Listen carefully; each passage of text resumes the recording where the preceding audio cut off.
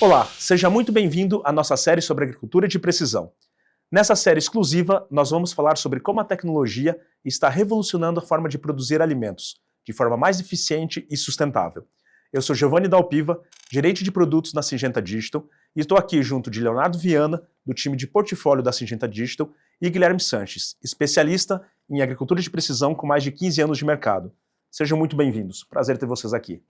Prazer, pessoal. Obrigado, Léo. Obrigado, Giovanni, pela oportunidade. Para mim é uma alegria estar aqui. Tenho atuado aí nos últimos anos bastante com agricultura de precisão, agricultura de decisão, agora mais recentemente com inteligência artificial, né? E para mim é uma alegria estar aqui compartilhando conhecimento com vocês, conhecimento com o nosso público, tá? Tenho certeza que a gente vai fazer um bate-papo super legal e rico aqui de informação. Show de bola, Gui. Obrigado pela presença. Viva, obrigado pelo convite também. Para mim é sempre prazeroso estar falando sobre agricultura de precisão. É um tema que eu particularmente gosto bastante, e ainda mais agora com essa pauta para a gente trazer descomplicar o termo ou o conceito sobre agricultura de precisão, já que muitos agricultores acreditam que é somente para grandes produtores, com tecnologias extremamente avançadas e automações, enfim. Então hoje vai ser muito legal tratar esse tema com vocês aqui. E essa série, ela vai ser dividida em 3 módulos, nós vamos estar aqui juntos durante 6 episódios, e para começar, a gente vai falar sobre os conceitos básicos da agricultura de precisão, o que é necessário para a gente ser preciso no campo. E acho que é por aí que a gente tem que começar, né? Quando a gente fala de agricultura de precisão, ou de AP, né, a sigla também bastante usada, que tem o mesmo significado, do que a gente está falando? O que significa? De onde que surgiu a agricultura de precisão, Guilherme? Legal, Piva, excelente pergunta, vamos lá. Se a gente pegar os primeiros estudos de agricultura de precisão, né, eles não são recentes. A primeira pesquisa que se tem data é de 1929, que o pessoal descobriu que deveria aplicar calcário em taxa variável, né? Só que trazendo para o presente, hoje a gente tem que a agricultura de precisão não é GPS, não é simplesmente uma máquina, não é um piloto automático. O conceito fala que a agricultura de precisão é um sistema de gestão, né? Então, como todo sistema, envolve várias etapas, envolve várias tecnologias e assim por diante. E qual que é o objetivo desse sistema de gestão? Né? Tirar proveito da variabilidade espacial e temporal das lavouras, né? Trazendo aí benefícios econômicos, ambientais, inclusive sociais, o tripé da sustentabilidade, né? Então, isso é o que a gente define como agricultura de precisão. E, Léo, muita gente associa a agricultura de precisão diretamente à tecnologia, né? Mas a gente conversa e não é necessariamente relacionada à tecnologia, como o Gui acabou de comentar. Ela também está relacionada com uma prática de gestão, né? Uma prática de manejo. O que você pode acrescentar ou falar mais sobre isso? Legal, Piva. O Guilherme ressaltou bem sobre a estratégia de gestão, né? A gente fala que é uma estratégia de gestão que visa detectar, monitorar e acompanhar a variabilidade temporal e também espacial. Então, na prática, para o agricultor, é ele fazer essa detecção dessa variabilidade dele, acompanhar essa variabilidade ao longo do tempo, né? E, obviamente, tomar decisões para que a gente consiga ajustar ou minimizar ao máximo possível esses impactos que a variabilidade tem na lavoura ou em nossos talhões. E quando a gente fala de decisão, a gente está falando de dados, né? Tu tem dados ali no início. Então tu tem tecnologia, de alguma forma você vai ter dados também. E por que é tão importante ter o dado? Por que ele é tão relevante para o agricultor? Legal, Piva. Boa pergunta. A gente vai falar bastante sobre isso, mas o dado ele é o novo insumo para o agricultor. Um exemplo prático, há vários anos o produtor vem fazendo uma aplicação de determinado produto, plantando determinada semente, fazendo uma aplicação, seja em taxa variável ou em taxa fixa, e se ele não acumula esses dados ao longo do tempo e se embasa para poder decidir, ele vai se perdendo. Então, se em alguma safra que deu certo ou propriamente deu errado, ele vai ter que olhar para trás e pensar qual foi a aplicação, qual foi o produto, estava chovendo no dia, eu apliquei na temperatura ideal. Então, todos esses dados de manejo ao longo do tempo se tornam um insumo para que ele consiga ser cada vez mais assertivo. Então, é isso que a gente fala sobre o dado ser um novo insumo e ter esse valor agregado. E da forma que você colocou, a gente pode entender que tem um ciclo aí, né? Do dado iniciando, trafegando, evoluindo. E quando a gente fala daí de agricultura de precisão nesse ciclo, Gui, existem pilares que fundamentam, que seguram esse conceito de agricultura de precisão? O que vem antes, o que vem depois? Legal, Pio, excelente pergunta. Vamos lá. Então, quando a gente fala de agricultura de precisão, como a gente comentou, né, ele é um sistema de gestão, e como é um sistema, tem diferentes etapas, tá? E uma das primeiras etapas, que ela é fundamental em todo esse ciclo, é o que a gente chama da etapa de diagnóstico, né?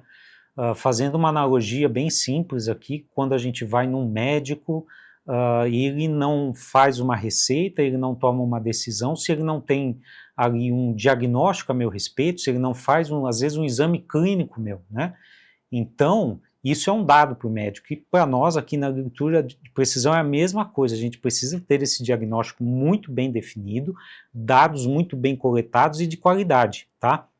Eu costumo falar que não existe hardware, software ou inteligência artificial que vá fazer milagre se essas etapas iniciais de diagnóstico, coleta de dados, são ruins. Dado entrando ruim, vai sair dado ruim, tomada de decisão errada, né?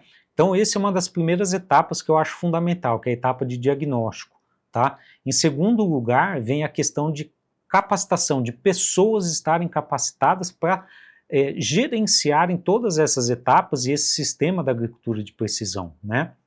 Desde ali de um planejamento de plantio até a colheita, né? A gente tem diferentes etapas e pessoas estão por trás de cada etapa, coletando dados, armazenando dados, tomando decisão, tá? Então, pessoas em todo o ciclo, ele também é fundamental. E, por fim, um dos pilares que é muito importante também, que não adianta ter bons dados, bom diagnóstico, pessoas e etc., se as máquinas também estão descalibradas, tá? A máquina descalibrada, ela vai também produzir um resultado errado, uma tomada de decisão errada, tá? Então, se a gente pudesse resumir, seriam esses 3 pilares, né? Diagnóstico, pessoas em todos os ciclos capacitadas para isso e calibração dos equipamentos, tá? Eu diria que esses são os 3 pilares que a gente deve sempre olhar, tomar cuidado. E quando a gente fala de diagnóstico, a gente estava comentando antes sobre variabilidade também, né? O que é variabilidade de talhão? O que gera uma variabilidade de talhão? E por que é importante a gente conhecer isso? Legal, Pivo, excelente pergunta também, né? Vamos fazer mais uma analogia para a gente tentar entender e facilitar a compreensão disso, tá? Nós aqui, né, somos seres humanos e cada um tem uma genética, tem uma necessidade alimentar diferente, né? Então, quando a gente olha para o campo, é a mesma coisa, aquele solo que está ali, aquela porção da lavoura, ela veio de uma origem genética diferente, tá? E ao longo do tempo, tanto o relevo que está ali, o clima pluviométrico foi interferindo nisso e imputando variabilidade na lavoura. Então, assim, falar que uma lavoura não tem variabilidade, não dá. É impossível, né? No jardim de casa, você olha suas plantas, elas têm uma variabilidade de crescimento e está relacionada ao solo que está ali embaixo, tá? Então a gente tem a variabilidade que ela é natural, ela vem de origem do solo, do relevo, os fatores ambientais vão interferindo nisso, e até uma origem antrópica também, que é o homem, né, o produtor ao longo da safra do cultivo, ele vai manejando e imputando variabilidade. Então essa variabilidade, ela existe, né? A gente tem que saber identificar ela e tomar decisões assertivas, que é um dos objetivos da agricultura de precisão. Legal. E quando a gente fala de variabilidade, vem normalmente junto com esse conceito, o conceito de zonas de manejo, né? Vamos falar de um outro conceito básico dentro da agricultura de precisão. Léo, o que é a zona de manejo? Para que ela serve? Piva, basicamente a zona de manejo ela faz um agrupamento de características que são similares. Então, dentro de um talhão, a gente vai considerar ali características similares, seja, por exemplo, do solo, né, como uma condutividade elétrica, enfim, qualquer atributo qual seja. A gente faz um agrupamento de dados que são similares, que são parecidos, e com isso a gente agrupa e obtém zonas de manejo. E aí, se é um solo muito variável, que os valores são muito discrepantes, o ideal é a gente ter mais zonas de manejo, né, mais agrupamentos. Em contrapartida, se a variação é menor, a gente consegue ter esse agrupamento em menos classes, vamos dizer assim, né? Então, basicamente, a zona de manejo é um agrupamento de atributos, seja qual for, o propósito que o agricultor quer avaliar. E Gui, qual que é a vantagem para o agricultor de conhecer essa variabilidade e fazer esses agrupamentos, né, construir essas zonas de manejo? Que vantagem que ele tem no fim do dia? Legal, Piva. Vamos lá, então, né? Trazendo um pouquinho do histórico de como a gente chegou nas zonas de manejo, né? Ela vem numa das etapas ali inicial, quando a gente fazia diagnóstico baseado em grade, né? Então, assim, dependendo da região que a gente está, a gente fala, pô, faço uma amostragem em grade de solo. Aí fala, então faço agricultura de precisão, né? Se convencionou que fazer amostragem de solo é agricultura de precisão, mas já comentamos que não é um sistema, né? E a gente fazia essa amostragem muitas vezes densa, né, para fazer um diagnóstico correto. Só que isso foi provando ao longo do tempo que ele é custoso do ponto de vista econômico, é caro tirar muitas amostras e também é impraticável, né, do ponto de vista laboral, é difícil, né. E aí começou a surgir o conceito de zonas de manejo, que é o quê? Eu não preciso muitas vezes fazer um diagnóstico de todo aquele talhão metro a metro, tá? Eu posso começar a trabalhar com o conceito de zona de manejo, que é o quê? Unir várias tecnologias que identificam variabilidade, tá? E aí usar algoritmos que vão agrupar aquelas porções em porções homogêneas, né? E aí eu vou conseguir ter um ganho econômico agrupando regiões homogêneas ali, ou seja, eu não vou tirar tantas amostras, vou tirar as amostras por zonas de manejo, o manejo ele vai ser não às vezes metro a metro, mas ele vai ser dentro daquela zona de manejo, tá? Isso traz muito benefício em termos do ponto de vista prático mesmo, tá? E do ponto de vista econômico, tá? Isso é trabalhar com zonas de manejo. Legal. E a gente sabe que quando a gente fala de agricultura de precisão também tem bastante mito envolvido, né? Então, de que agricultura de precisão é só para gente grande, só para quem tem muita tecnologia envolvida. Na prática, o que vocês estão vendo, Léo? Legal, Piva. Eu vou compartilhar alguns casos que eu tenho acompanhado recentemente. Na verdade, é um histórico, né? A gente conheceu um agricultor, um cliente da Syngenta Digital, e ele compartilhou com a gente que ele faz agricultura de precisão há mais de 20 anos. E a gente foi entender, né? É um fato curioso, difícil de encontrar. E ele falou que na época, né, em 2005 mais ou menos, ele entrava a campo, no talhão, na lavoura, e ia colocando estacas para ele saber até qual pedaço ele ia adubar, corrigir a tal dose, dali para frente era outra dose. Então era muito pouco tecnológico, basicamente. Porém, ele já entendia visualmente que existia uma variabilidade e ali ele se deu início, né? Então, assim, a depender do propósito do agricultor, ele consegue colocar um pé já na agricultura de precisão e com o tempo ele vai aprofundando, né? Mas na contrapartida, e aí entra a parte do mito, que a agricultura de precisão não é só para quem tem grandes tecnologias, né?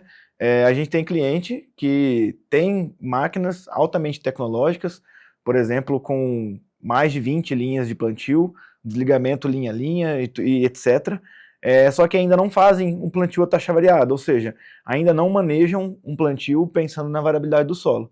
Então, esse contraste mostra para a gente que nem sempre a agricultura de precisão é só para alta tecnologia, mas sim tem que estar alinhada com o propósito, com o diagnóstico bem feito, que é o que o Guilherme bem comentou agora há pouco.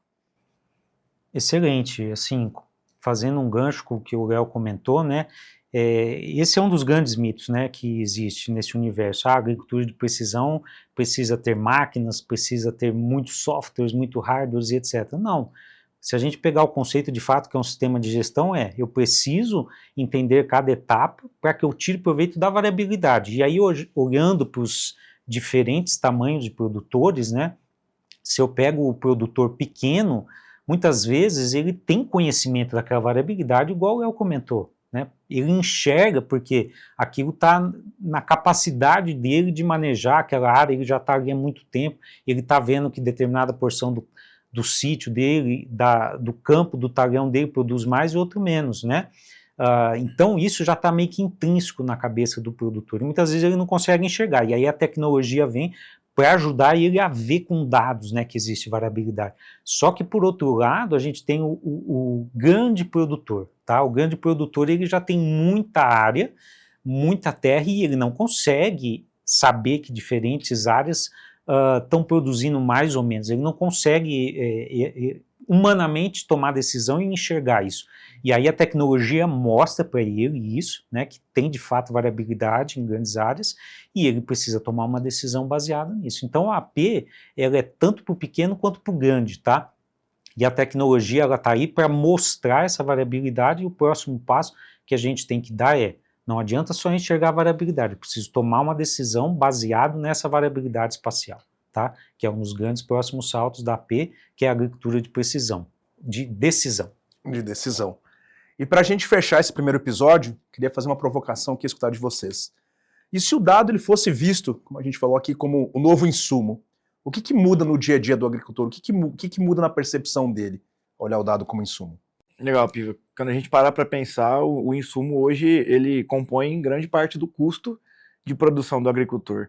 Então, pelo fato dele tocar diretamente no bolso, no caixa, ele é tratado com cautela, ele é tratado com cuidado, ele tem que ser posicionado e alocado no campo no momento ideal, na quantidade ideal e tudo mais.